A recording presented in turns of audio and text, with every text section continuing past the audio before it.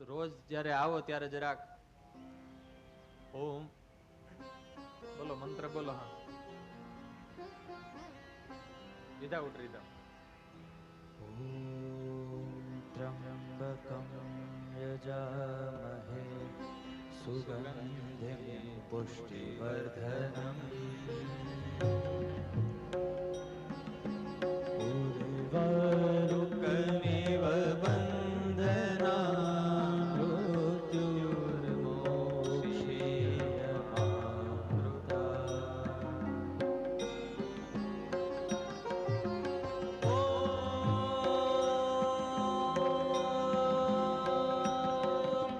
त्र्यंबकं यजामहे सुगंधिं पुष्टिवर्धनम्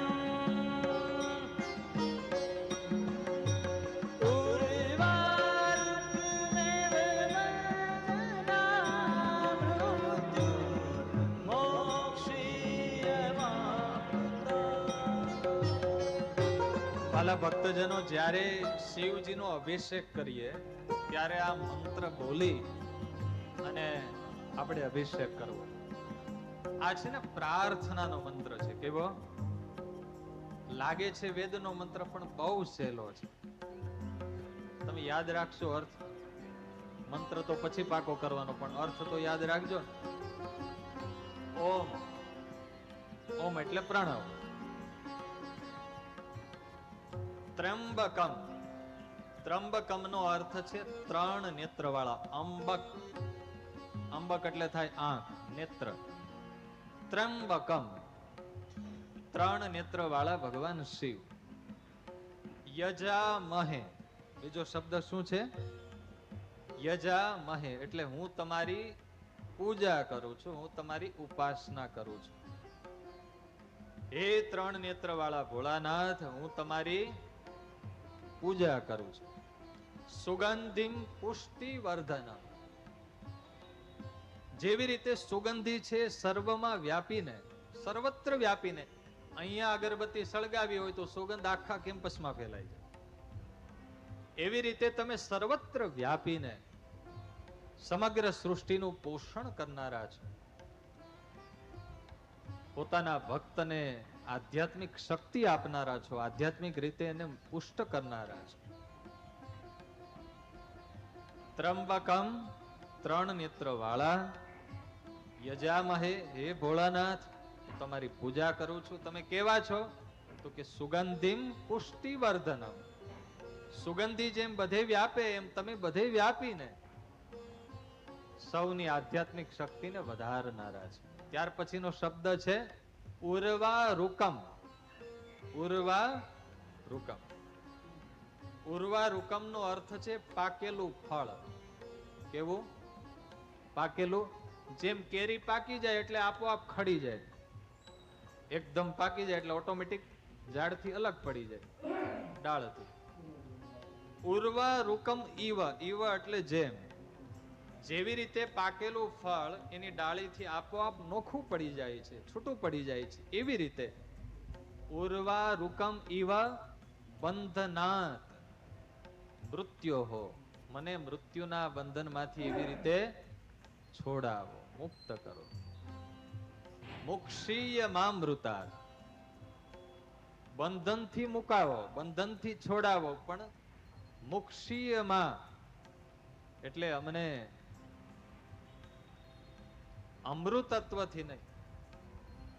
ત્રણ નેત્ર વાળા હે ભોળાનાથ, ત્રંબકમ યજામહે, હું તમારી પૂજા કરું છું.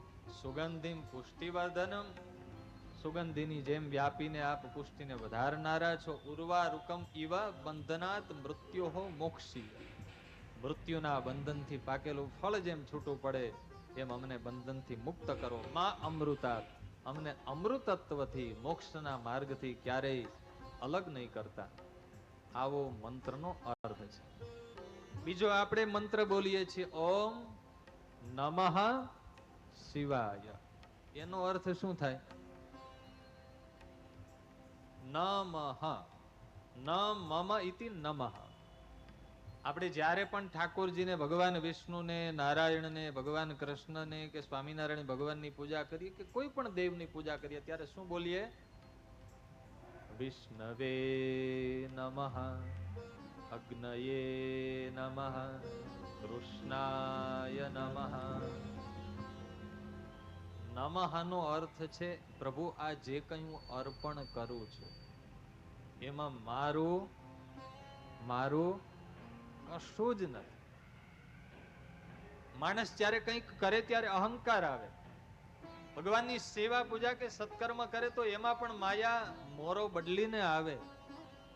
એટલે ભક્ત છે ભગવાનને કહે છે કે પ્રભુ હું જે કંઈ અર્પણ કરું છું, શિવાય ચતુર્થી વિભક્તિ છે, હે ભોળાનાથ હું તમને અર્પણ કરું છું.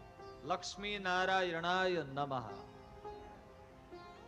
વિષ્ણવે નમઃ, નારાયણાય નમઃ.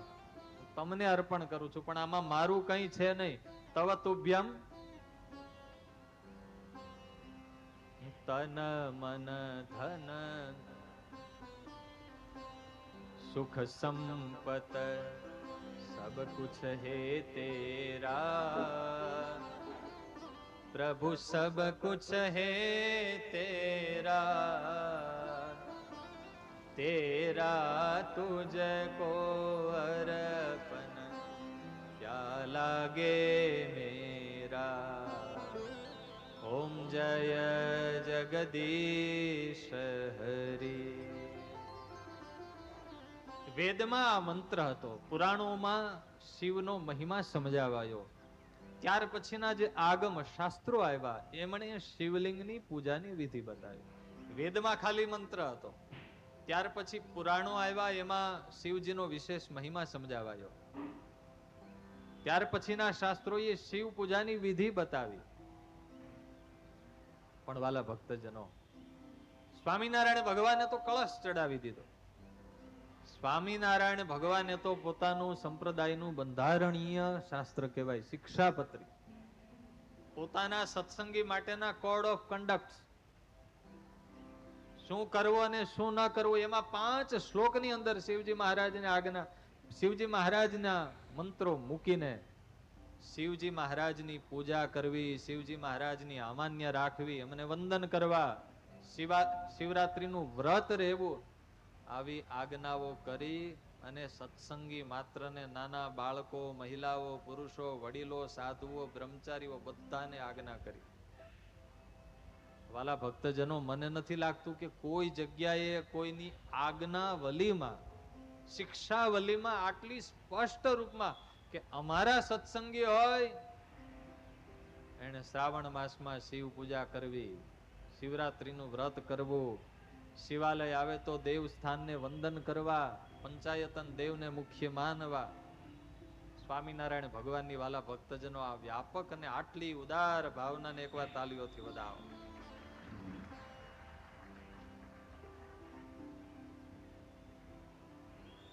તમે દુનિયામાં જાઓ ને કોઈ તમને ક્વેશ્ચન માર્ક કરે, કોઈને પેટમાં દુખતો હોય ને તો આ શિક્ષાપત્રીની 5 આજ્ઞા સમજાવી દેવી એને. ભાવશે બોલો જય સિદ્ધેશ્વર. શિવલિંગ, આપણે શું બોલીએ? લિંગ નો અર્થ શું થાય? લિંગ નો અર્થ છે ચિહ્ન, નિશાની, સૂચક. ધુમાડો દેખાય તો આપણને એમ થાય કે ત્યાં અગ્નિ હશે, થાય કે નહીં? કેમ તો કે ધુમાડો છે. અગ્નિ વિના ધુમાડો હોય તો ધુમાડો છે એ અગ્નિનું સૂચક છે.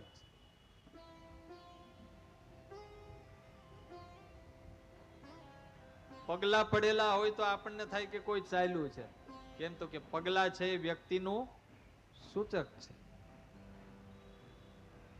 વ્યક્તિ અહીંથી નીકળો છે એ હાજરીનું એ ચિહ્ન છે.